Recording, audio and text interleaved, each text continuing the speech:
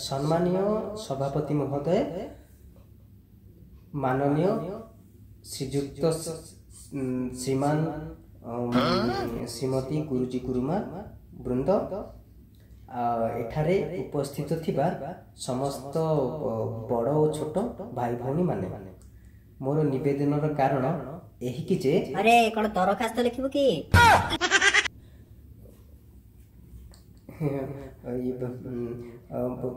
उपस्थित बाबू रे जदि मन पड़ुनी ताले देखी कि कहि परिबो, किछि असुविधा नै हला, देखी को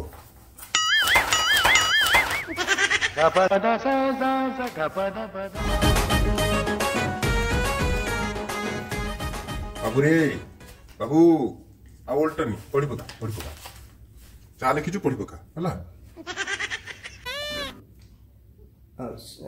सम्मानीय सभापति महोदय, एठारे उपस्थित गुरुजी और गुरुमा वृंद एवं मोर छोट बड़ भाई और भौणी माने, आज जानुआरी 26 से एही दिन पाई मते आम प्रधान शिक्षक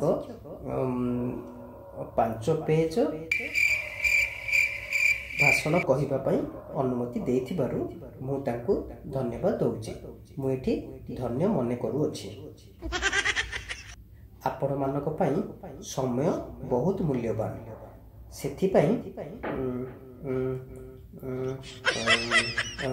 कहार बेसी समय नष्ट न करिकि मु 5 फाळ भाषण को 2 पदरे सारी देबी। जय हिंद। Finish finish. बाबू रे बाबू सरी गला, एते जल्दी छाड़ देलो, समय मूल्यवान।